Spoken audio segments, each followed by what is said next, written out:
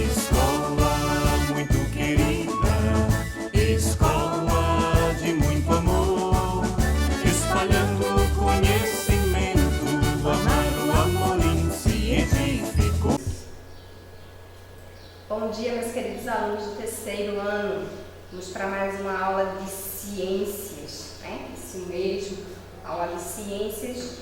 Peguem o livro de vocês e abram na página 45.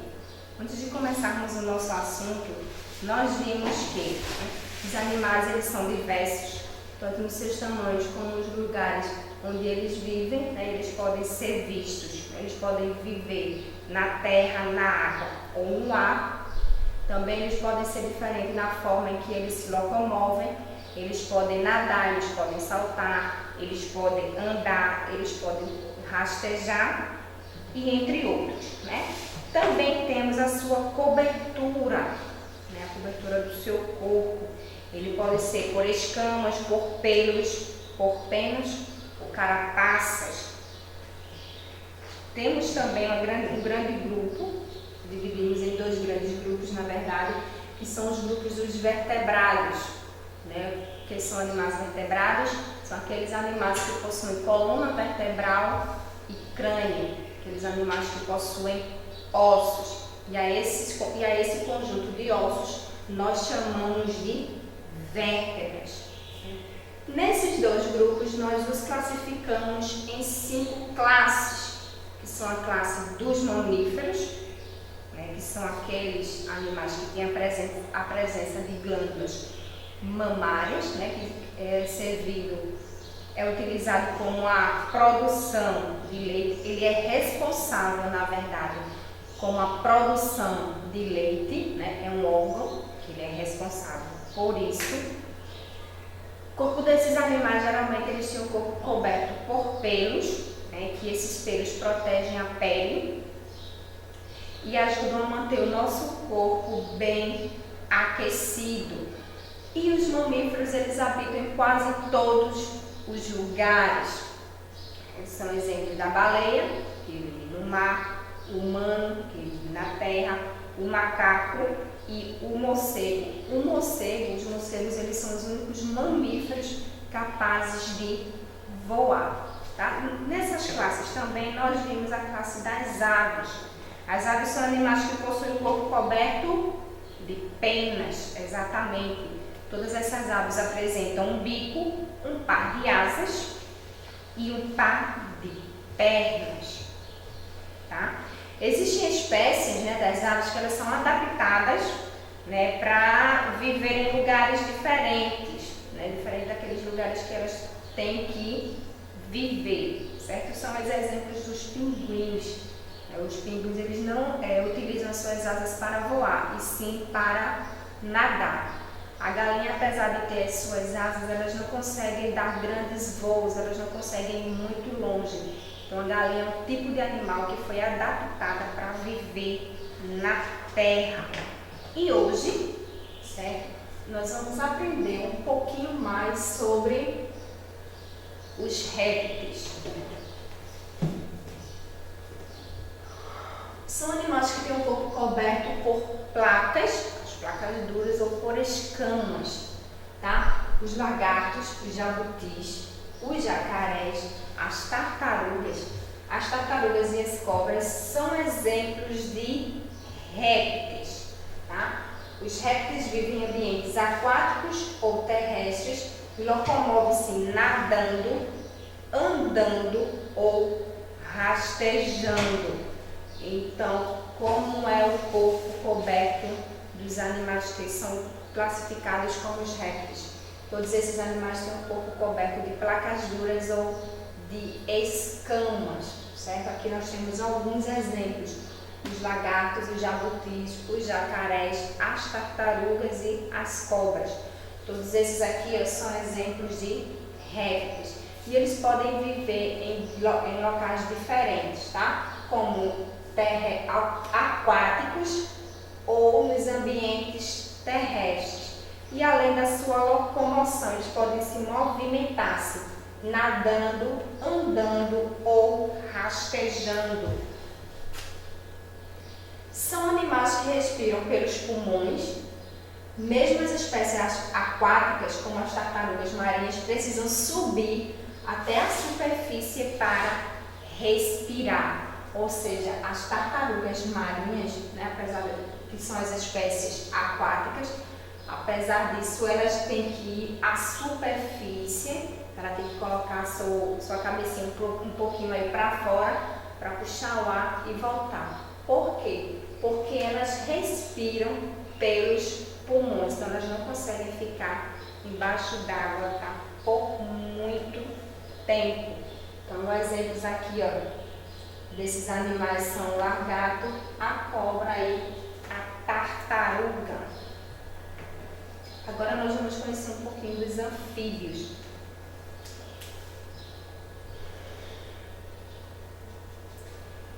Os sapos, as rãs, as pererecas, as salamandras e as cobras cegas são exemplos de anfíbios, tá? Aqui eu tenho uma rã, eu tenho uma cobra e tenho uma salamandra.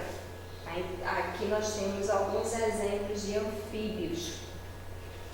O nome anfíbio significa duas vidas. Este nome foi dado porque a maioria das espécies, quando são filhotes, quando ainda são pequenas, elas vivem em ambientes aquáticos. Tá? E quando se tornam adultas, quando elas se tornam maiores, passam a viver em ambientes terrestres. Então, anfíbio significa duas vidas. Quando pequenos, quando filhote, esses anfíbios, eles conseguem viver em ambientes aquáticos, mas quando eles passam para a fase adulta, eles passam a viver em ambientes terrestres. Enquanto vivem na água, os anfíbios respiram através das brânquias, como é o caso dos girinos, que são os seus filhotes, né, os filhotes de anfíbios.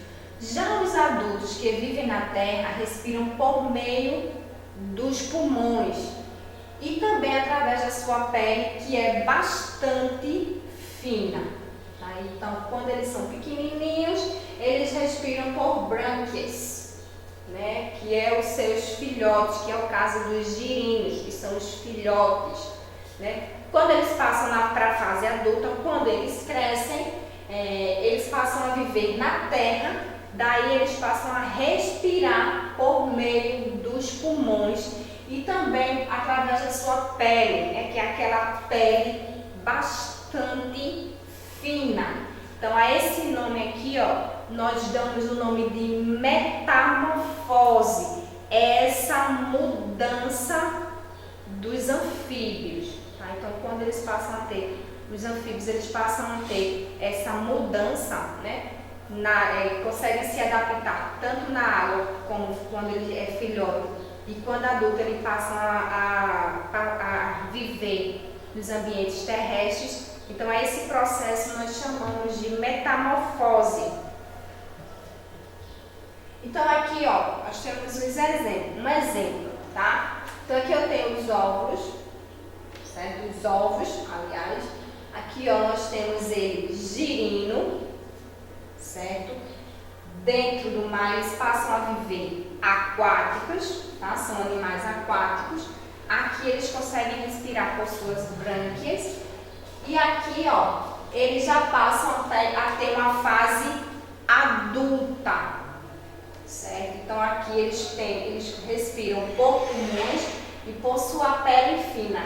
A essa transformação aqui, ó, nós chamamos de metamorfose, tá? A metamorfose é um processo que transforma um anfíbio jovem, o girino, em adulto, tá? Então, durante esse processo, os animais eles perdem a sua cauda, observem, certo?